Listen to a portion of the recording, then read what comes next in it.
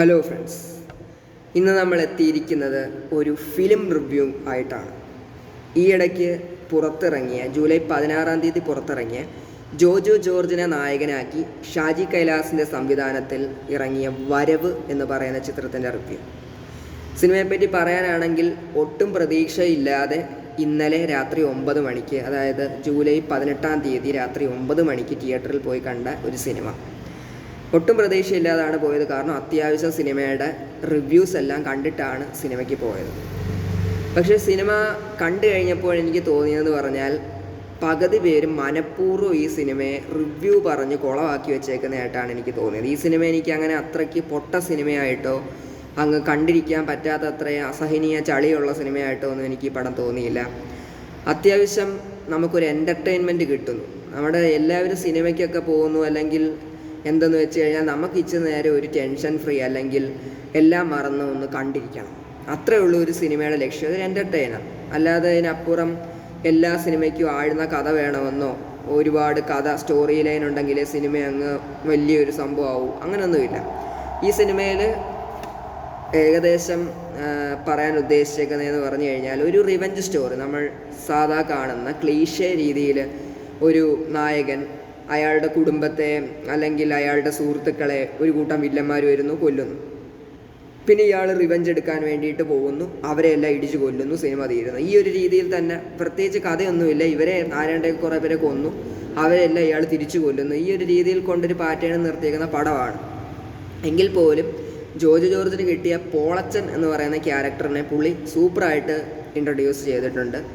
സിനിമയിൽ നമ്മൾ ഇടി പ്രതീക്ഷിച്ച് കൂടുതൽ പേരും ജോജോ ജോർജിൻ്റെ സിനിമകൾക്ക് പോകാറുള്ളത്. ഇതിൽ സിനിമ തുടങ്ങി ഒരു ബസ് ഇൻട്രൊഡക്ഷൻ സീനുണ്ട്. അതിൽ ജോജുവിൻ്റെ എൻട്രി ഉള്ള ഒരു ബസ് സീൻ തൊട്ട് എടുത്തു കഴിഞ്ഞാൽ സിനിമയുടെ ക്ലൈമാക്സ് വരെ ഉടനീളം ഒരു ഇൻ്റർവെല്ലിൽ ഇടി ഇങ്ങനെ തുടർന്നുകൊണ്ടിരിക്കുകയാണ്. കിൻഡലിടി, അതായത് പോളച്ചൻ്റെ കിൻഡലിടി സിനിമയാണ്. പിന്നെ ഇതിനകത്ത് എനിക്ക് മിസ്സായ 1-2 കാര്യം എന്ന് പറഞ്ഞാൽ, നമ്മൾ ജോജുവിൻ്റെ ഏറെ പേര് ഇഷ്ടപ്പെടുന്ന സിനിമയാണ് പണി എന്ന് പറയുന്ന സിനിമയ്ക്കകത്ത് ആ ക്ലൈമാക്സിൽ 2 വില്ലൻ ക്യാരക്ടറുകളെ ഇങ്ങനെ കെട്ടിത്തൂക്കിയിട്ടിട്ട് പുള്ളിക്കാരൻ ഗിരിയേട്ടൻ ഇങ്ങനെ വണ്ടിക്കകത്തോട്ട് കയറുമ്പം അവന്മാരിങ്ങനെ പറയും, എന്തിട്ടാ ഗിരിയേട്ടൻ്റെ സെറ്റപ്പ്. എന്നിടത്തേക്കും പുള്ളി ഇങ്ങനെ വണ്ടിയുടെ ഡോറ് തുറന്നിട്ട് അവന്മാരെ നോക്കുന്ന ഒരു നോട്ടമുണ്ട്, ഒരു ലുക്ക്. ജോജുവിൻ്റെ സിനിമകൾ എന്ന് പറഞ്ഞു കഴിഞ്ഞാൽ പുള്ളിയുടെ ഒരു ലുക്ക് മതി മാസാവാൻ, അല്ലാതെ പുള്ളി ഇടിക്കണം എന്നൊന്നുമില്ല. പുള്ളി ഒരു ഡയലോഗ് പോലും വേണ്ട. പുള്ളി ആ ഒരു ഒറ്റ നോട്ടം നോക്കിക്കഴിഞ്ഞാൽ പുള്ളിയുടെ ആ കണ്ണിൻ്റെ പ്രത്യേകത എന്ന് പറഞ്ഞാൽ ഒരു മാസ് ലുക്കാണ്. അങ്ങനത്തെ ലുക്കുകളൊക്കെ ഈ സിനിമയിൽ വളരെ കുറവായിരുന്നു എന്നാണ് എനിക്ക് തോന്നുന്നത്. കാരണം ഇതിനകത്ത് ഒരുപാട് ഇടി മാത്രമാണ്. ഇടിച്ചങ്ങ് എല്ലാവരെയും അങ്ങ് ചോര തുപ്പിക്കുക, പിന്നെ അങ്ങ് ഇടി, അങ്ങോട്ടിടി, മൊത്തം ഇടി. അതായത് ഒരു 6-7 ഫൈറ്റെങ്കിലും ഈ സിനിമയിൽ ഫുള്ളായിട്ടുമുണ്ട്. അതിലിടയ്ക്ക് കുറേ ടെക്നിക്കൽ മിസ്റ്റേക്കുകളും ഇതിനകത്ത് പറ്റിയിട്ടുണ്ട്. പിന്നെ സിനിമയുടെ പോരായ്മകൾ എടുത്ത് പറഞ്ഞു കഴിഞ്ഞാൽ, ഒരു പോരായ്മയാണ് ഇതിൽ എന്തെങ്കിലും ഒരു ഡയലോഗ് ജോജു ഇങ്ങനെ പറഞ്ഞു കഴിഞ്ഞാൽ ഒരു മാസ് ഡയലോഗ് പറഞ്ഞിട്ടാണ് സാധാ നമ്മൾ നടന്നു പോകുമ്പോഴത്തേക്കും മാസ് ബീജം ഇടുന്നത്. ഇത് ചുമ്മാ എന്തെങ്കിലും ഒരു കാര്യം പറഞ്ഞിട്ട് അങ്ങോട്ട് നടക്കുമ്പോഴത്തേക്കും മാസ് ബീജം ഇടുന്നു. പിന്നെ ചുമ്മാ എന്തെങ്കിലുമൊക്കെ കാണിച്ചിട്ട് ചുമ്മാ നടക്കുമ്പം ഈ മാസ് ബീജം ഇങ്ങനെ ഇട്ടുകൊണ്ടിരിക്കുകയാണ്. അത് നമുക്ക് കുറച്ച് കഴിയുമ്പോൾ സഹിക്കാൻ പറ്റാത്തൊരവസ്ഥയിലേക്ക് വരും. അങ്ങനെയൊക്കെ ഒരുപാട് കാര്യങ്ങൾ മാത്രമാണ് ഇതിനെ പോരായ്മകളായിട്ട് പറയാനുള്ളത്. അല്ലാതെ എൻ്റർടൈൻമെൻറ്റ് രീതിയിൽ എടുത്ത് നോക്കിക്കഴിഞ്ഞാൽ ഈ സിനിമ എനിക്ക് നല്ലൊരു ഗുഡ് മൂവി ആയിട്ട് തന്നെയാണ് തോന്നിയത്. ഒരു ആവറേജ് റേഞ്ച് പടം.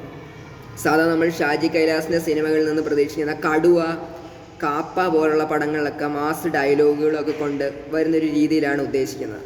പക്ഷേ ഈ സിനിമയിൽ മാസ് ഡയലോഗുകളില്ലായിരുന്നു. ജോജോ ജോർജ് ചുമ്മാ തലയാട്ടുന്നു, പുള്ളി ചുമ്മാ നടക്കുന്നു, പുള്ളിയുടെ ഒരു സ്റ്റൈൽ ചുമ്മാ നടക്കുന്നു, അപ്പോൾ ഒരു ബീജം ഇടുന്നു, പുള്ളി ചുമ്മാ അങ്ങോട്ട് നോക്കുമ്പോൾ ഒരു ബീജം. അങ്ങനെയൊക്കെയുള്ള ഒരു സെറ്റപ്പ് രീതിയിലാണ് സിനിമ എടുത്തു വച്ചിരിക്കുന്നത്. അല്ല, അത് ഒഴിച്ചു നോക്കിക്കഴിഞ്ഞാൽ പടം വളരെ നല്ലൊരു സിനിമയായിട്ടാണ് എനിക്ക് ഫീൽ ചെയ്തത്. ഇനി നിങ്ങൾ ഈ സിനിമ കണ്ടവരാണോ, നിങ്ങൾക്ക് ഈ സിനിമ ഇഷ്ടപ്പെട്ടോ എന്നുള്ള ഫീഡ്ബാക്കുകൾ കൂടി വീഡിയോയ്ക്ക് താഴെ നൽകുമല്ലോ. Thank you.